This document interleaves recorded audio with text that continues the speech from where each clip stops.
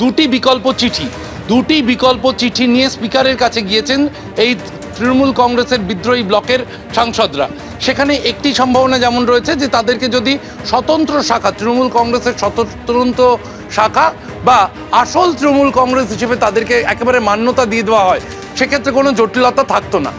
এবং কিন্তু অভিষেক বন্দ্যোপাধ্যায় একটু আগেই তিনি যে চিঠি পাঠিয়েছেন, শতরূপা ঘোষ, কীর্তি আজাদ যে চিঠি নিয়ে গিয়েছেন স্পিকারের কাছে, ফলে তৃণমূল কংগ্রেসের সঙ্গে কিন্তু একটা জটিলতা তৈরি হতো। এই বিদ্রোহী ব্লক যদি পৃথক ব্লক তৈরি করতে চাইতো, বাদল অধিবেশনের আগে 1 মাস মতো সময় রয়েছে, ফলে সেই জায়গায় একটা আইনি জটিলতায় যেতে হতো কিন্তু বিদ্রোহী ব্লকের সাংসদদের এবং একইভাবে অভিষেক বন্দ্যোপাধ্যায়, মমতা বন্দ্যোপাধ্যায়দের। সেই আইনি জটিলতা সরিয়ে রাখতেই কিন্তু তারা সরাসরি অন্য দলের সাথে একেবারে যোগদান, মার্চ করে যাওয়া বা সেই দলের অংশ হয়ে ওঠার জন্য বিদ্রোহী ব্লকের সাংসদরা তারা আইনি জটিলতা এড়িয়ে চলতে চাইছেন।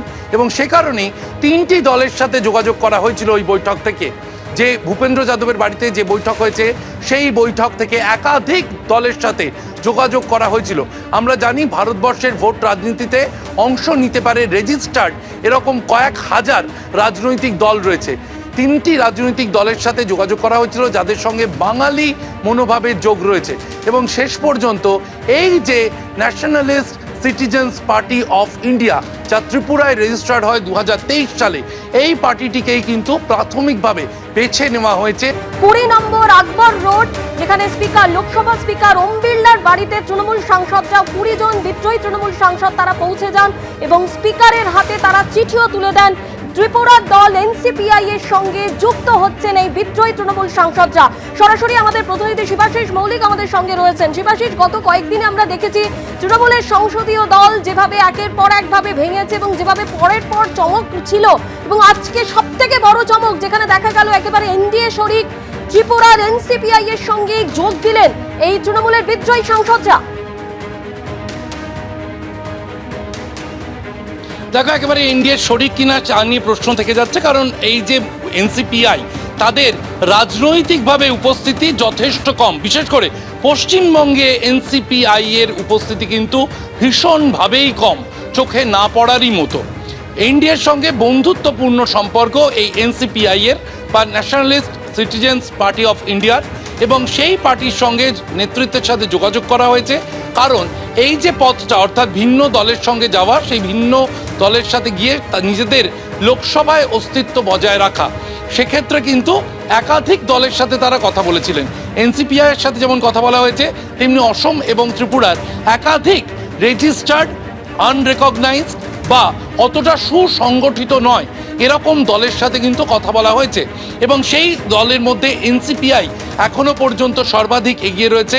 এনসিপিআইতেই যোগ দেওয়ার কথা এই 20 জন বিদ্রোহী সাংসদের। এবং লোকসভাতে যাতে আইনি কোনো জটিলতা না হয়, আমরা দেখেছি যে রাজ্যসভায় যারা সাংসদ তারা কিন্তু পদত্যাগ করছেন। তৃণমূলে যারা থাকতে চান না, তৃণমূলে যারা অভিষেক বন্দ্যোপাধ্যায়, মমতা বন্দ্যোপাধ্যায়ের নেতৃত্ব মানতে চাইছেন না, রাজ্যসভার সাংসদরা তারা কিন্তু পদত্যাগ করছেন। পদত্যাগ করলে যা হচ্ছে, পশ্চিমবঙ্গের শাসক দল হিসেবে রাজ্যসভায় ওই পদত্যাগ করা আসনটি কিন্তু বিজেপির পক্ষে যাবে। ফলে বিজেপির পক্ষ থেকে সিদ্ধান্ত নেওয়া হবে রাজ্যসভায় ওই আসনে কে আসতে চলেছে। রাজ্যসভার জন্য যে পদ্ধতি চলে, সেই পদ্ধতি কিন্তু লোকসভায় করা সম্ভব নয়। কারণ লোকসভায় যদি সাংসদরা পদত্যাগ করেন, সেক্ষেত্রে সেখানে কিন্তু পুনর্নির্বাচন করা হতে পারে। ফলে সেই কারণেই লোকসভার ক্ষেত্রে ভিন্ন পদ্ধতি, একটি নট সো রেকগনাইজড রেজিস্টার্ড দল খোঁজা হচ্ছিল। এবং সেক্ষেত্রে এনসিপিআই নেতৃত্বের সাথে ইতিমধ্যেই কথা বলা হয়েছে। এনসিপিআই নেতৃত্বের সবুজ সংকেত এসেছে এবং এনসিপিআইতেই যোগ দিতে চলেছেন তৃণমূল কংগ্রেসের এই 20 জন বিদ্রোহী সাংসদ।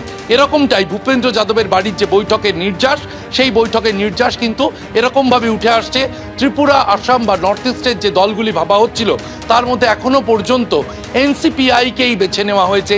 এনসিপিআইতেই যোগ দিতে চলেছেন 20 জন বিদ্রোহী সাংসদ। এবিপি আনন্দ, এগিয়ে থাকে, এগিয়ে রাখে।